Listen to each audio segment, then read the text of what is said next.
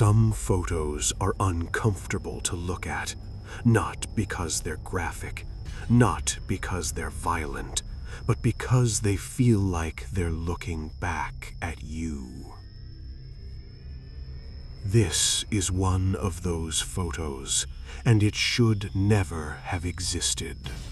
It started on a Sunday afternoon, the kind of afternoon where time feels thick and slow, like it's stuck between moments. I was helping my parents clean out the storage room in their house, the one nobody touched anymore. Old furniture, broken fans, boxes sealed with tape so yellowed it cracked when you peeled it off. It smelled like dust and cardboard and something faintly metallic. Memory, maybe. My mother handed me a box and said, "Just see if there's anything worth keeping."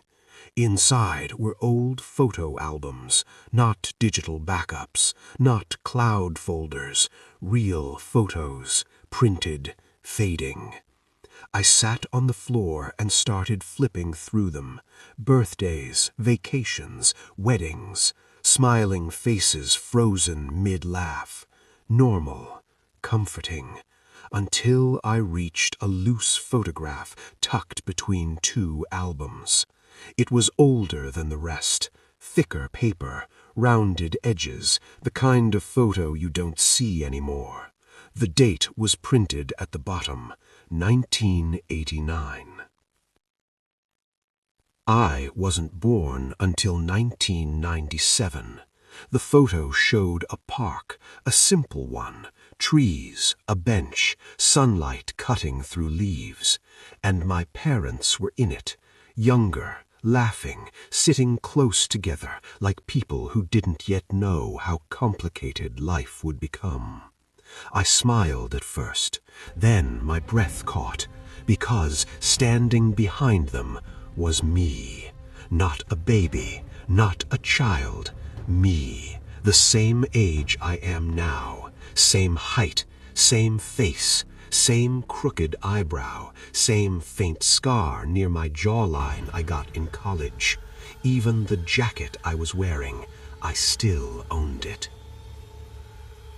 I remember my first thought wasn't fear, it was confusion. My brain tried to solve it like a puzzle. Maybe someone who looked like me, maybe a coincidence, maybe my mind was filling in details that weren't there. So I looked closer, and the man in the photo was looking straight at the camera, at whoever took the picture, at me. His expression wasn't surprised, it wasn't angry, it was familiar, like he knew exactly when this photo would be found. I flipped the photo over. There was handwriting on the back, old ink, slightly smeared. 5 words. He said he was just passing through. I laughed, a sharp, nervous sound that echoed too loudly in the storage room. I called out to my parents, "Hey, who's this guy in your old photo?" My father looked at it. His smile faded. My mother leaned closer. She frowned. "That's not possible," she said. "Why?" She swallowed. "Because we took this photo alone." My father nodded slowly. There was no one behind us.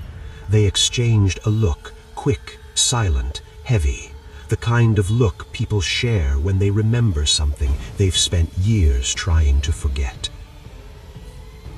That night I couldn't sleep.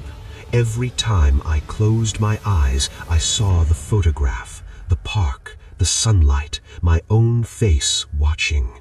Around 2:13 a.m., I got out of bed and opened my phone.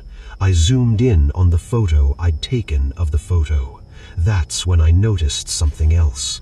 The timestamp on my phone said the image had been created tomorrow. I refreshed it. Same result.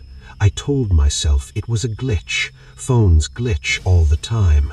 But the next morning when I woke up, my gallery showed a new image, one I hadn't taken.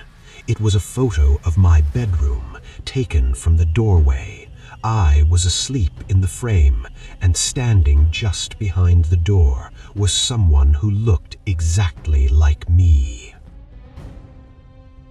I stopped sleeping after that. Every reflective surface started to feel wrong. Mirrors, windows, phone screens. Sometimes my reflection lagged just slightly behind my movements. Sometimes it smiled when I didn't. I went back to my parents' house and demanded answers. My mother finally told me the truth. When they were younger, people had started disappearing from that park. Not violently, not dramatically, they'd just vanish. Always after someone noticed a strange figure in old photos. Always after someone said he was just passing through. They stopped going to the park. They convinced themselves it was a coincidence. They built a life. They had me. They thought it was over. It wasn't. I went back to the park. I don't know why. Maybe curiosity, maybe inevitability. It looked exactly the same. Same trees, same bench, same angle. I set my phone on a timer. 10 seconds. I stood behind the bench, right where the man in the photo stood. The camera clicked. When I checked the image, my hands started shaking. The photo looked old, not digitally filtered, actually old. Faded edges, grain, yellowing paper texture. And sitting on the bench were my parents, young, laughing, unaware. The date at the bottom read 1989. I turned the photo over. The ink was still wet. He said he was just passing through. I don't remember leaving the park. I don't remember the walk home. What I remember is opening my parents' storage box one last time, sliding the photograph into place, exactly where I'd found it. The next morning, my parents reported me missing. There was no sign of a struggle, no records, no digital footprint past that night. Just a photograph waiting. If you ever find an old photo where you don't belong, don't ask questions, don't investigate, don't try to understand it, because some moments aren't memories, they're entrances. And some people were never meant to stay. They were just passing through.